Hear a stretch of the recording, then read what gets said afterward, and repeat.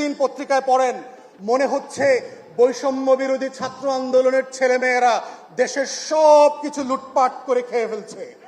দেখলে মনে হইতেছে বাংলাদেশে আর কোনো ইবলিস ছিল না 24-এর আগে, সব ফেরেশতা ছিল, 24-এ সব ইবলিস হয়ে গেছে। ঠিক উল্টা গল্পটা শেখাচ্ছে। মাদকের ব্যবসায় কে দায়ী? সমন্বয়ক দায়ী। চাঁদাবাজি করতেছে কে? সমন্বয় করতেছে।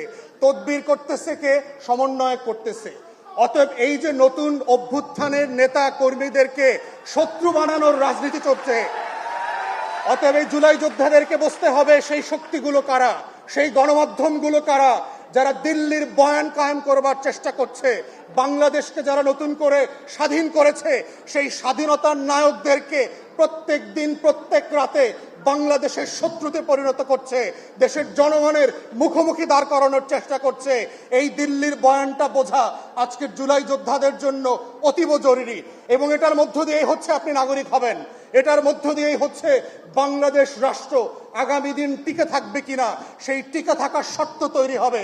এবং সেই শর্তের ভিতরে শুধু বিদেশি শত্রু না, কারা কারা আজকে বাংলাদেশে মৌলবাদীদের উত্থানের গল্প শোনাচ্ছে, জঙ্গি উত্থানের গল্প শোনাচ্ছে, এই গল্প তো আমরা 2001 থেকে দেখেছি।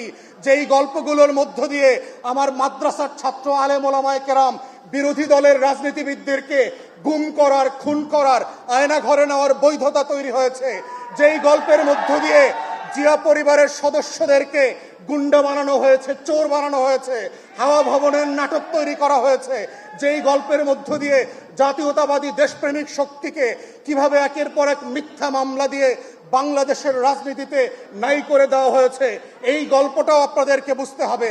বুঝতে হবে গত 53 বছরের রাজনীতিতে নাটক, সিনেমা, গল্প, গান, ফিল্ম, ফটোগ্রাফি সবকিছুর মধ্য দিয়ে দেশপ্রেমিক মানুষদেরকে অপর করার চেষ্টা করা হয়েছে। যারাই দিল্লির আধিপত্যবাদ মানছে না তাদেরকেই জঙ্গি ট্যাগ দেওয়া হচ্ছে, তাদেরকে মৌলবাদী বানানো হচ্ছে, তাদেরকে হাওয়া ভবন বানানো হচ্ছে, তাদেরকে দেশের শত্রু বানানো হচ্ছে, তাদেরকেই পশ্চিমের কাছে গিয়ে বলা হচ্ছে বাংলাদেশে নাকি দক্ষিণপন্থীদের, মৌলবাদীদের উত্থান ঘটছে।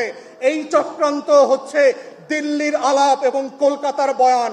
এই চক্রান্ত আমরা 2001 থেকে বারবার দেখেছি।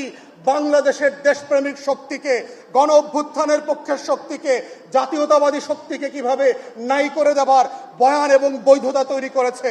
তাই আজকে যারা জুলাই যোদ্ধা ছিলেন আপনাদেরকে বুঝতে হবে সেই শত্রুরা কারা, কারা কারা গণমাধ্যমে বসে পুরাতন বাংলাদেশের বন্দোবস্তকে ফিরায় নিয়ে আসার চেষ্টা করছে, কারা কারা প্রত্যেক দিন রাতে টকশোতে বসে জুলাইয়ের বিরুদ্ধে মতামত তৈরি করছে। আগেই তো বেশ ভালো ছিলাম, এমন দেশ কি চেয়েছিলাম যেই দেশ আমাকে দিল্লি থেকে নতুন করে স্বাধীন করেছে। অতএব সেই বাংলাদেশটা কোথায়? সেই বাংলাদেশটার আকাঙ্ক্ষাকে নতুন করে ধারণ করবার জন্য শত্রু আইডেন্টিফাই করা খুবই জরুরি। এবং তরুণদেরকে, শিক্ষার্থীদেরকে, তরুণীদেরকে, যারা শহীদ পরিবার, আহত পরিবার আছেন, আগামী দিনের বাংলাদেশ থাকবে কি থাকবে না এটা শর্ত হচ্ছে সেখানে। দ্বিতীয়ত হচ্ছে সংস্কারের আলাপ। আমরা যখন নতুন বাংলাদেশের গল্প বলছি, এই বাংলাদেশটা কেমন হবে সেটা ডিপেন্ড করছে আমরা কেমন বাংলাদেশ চাই। আমরা কি চাই রাজনৈতিক দলগুলো যেভাবে গত 53 বছর ধরে বাংলাদেশটাকে লুটপাটের বিনিময়ে বিক্রি করে দিয়েছে, আমরা কি এমন বাংলাদেশ চাই যেই বাংলাদেশ থেকে $250 বিলিয়ন লুটপাট হয়ে গেছে? আমরা কি সেই বাংলাদেশ চাই যেখানে 40টা ব্যাংক রেড জোনে চলে গেছে? আমরা কি সেই বাংলাদেশ চাই যেই দেশে 800 গুমঘর তৈরি হয়েছে, আয়না ঘর তৈরি হয়েছে?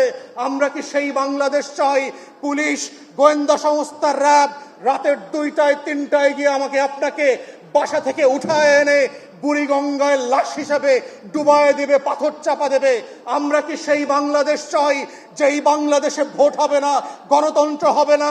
আমরা কি সেই বাংলাদেশ চাই যেই বাংলাদেশে এক বংশ এবং এক পরিবারের শাসন কায়েম হবে? আমরা কি সেই বাংলাদেশ চাই মসজিদে নামাজ পড়া অবস্থায় ধরে এনে গুম ঘরে পাঠিয়ে দিয়েছে, হাজার হাজার লাশের কবর পাওয়া যায় নাই? আমরা কি রায়ের বাজারের বধ্যভূমির সেই বাংলাদেশ চাই? আমরা কি সেই বাংলাদেশটা চাই যেই বাংলাদেশে আজাদির গল্প বললে দিল্লি আপনাকে শত্রু আর জঙ্গি বানাবে?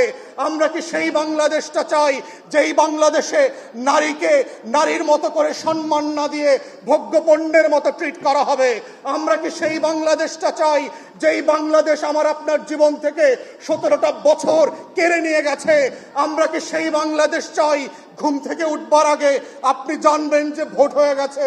আমরা কি সেই বাংলাদেশ চাই যেই বাংলাদেশের আমলারা প্রত্যেক দিন এবং প্রত্যেক রাতে আমাদেরকে তালগাছ দেখায়? আমরা কি সেই বাংলাদেশ চাই যেই বাংলাদেশের সশস্ত্র বাহিনী 17টা ঘোড়া নিয়ে দিল্লির কাছে বাংলাদেশ বিক্রি করে দিয়ে আসছে?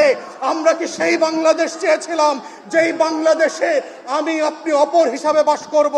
না নতুন বাংলাদেশটা আসলে আমার স্বপ্নের বাংলাদেশ হবে, যেই বাংলাদেশে আমার আজাদির লড়াই, আমার 71-এর ঘোষণাপত্র সাম্য, মানবিক মর্যাদা এবং সামাজিক সুবিচারের ভিত্তিতে একটা বৈষম্যহীন বাংলাদেশ উপহার দেবে, যেই বাংলাদেশ সবার হবে, চাকমার হবে, মারমার হবে, পাহাড়ির হবে, বাঙালির হবে, অবাঙালি উর্দুভাষীর হবে, হরিজন সাঁওতালের হবে, নারী এবং পুরুষের হবে, মুসলমান এবং হিন্দুর হবে, বাঙালি এবং অবাঙালি সবাই মিলে যে রাষ্ট্র গড়বার স্বপ্ন ছিল শত শত বছরের এই জমিনের আজাদির লড়াইয়ের বাংলাদেশ, সেই বাংলাদেশটাই হচ্ছে বাংলাদেশ 2।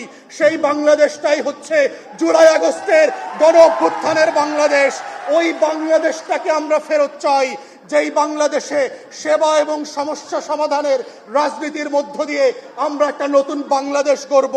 বারে বারে যেন আমাকে রাস্তায় এসে লড়াই করে রক্ত দিতে না হয়। আমরা যেন সেই বাংলাদেশটা চাই, এটাই যেন শেষ গণ অভ্যুত্থান হয়। যদি রাজনৈতিক দলগুলো এই বাস্তবতা না শোনে, এই বাস্তবতা মেনে না নিয়ে তার খাসলত পরিবর্তন না করে, তাহলে মনে রাখবেন জুলাই ঘোষণাপত্র আর জুলাই সনদের মধ্য দিয়ে আগামী দিনের নতুন গণ অভ্যুত্থানের ইশতেহার দেওয়া হবে নতুন বাংলাদেশ গড়বার জন্য। এই বাংলাদেশ যদি ফিরে না আনেন, আবারও লাখে লাখে কোটিতে কোটিতে আবাবিলরা আবু সাইদ আর মুগ্ধের মতো রাস্তায় নেমে আসবে। আমরা চাই রক্ত দেবার এই রাজনীতি যেন শেষ হয়ে যায়।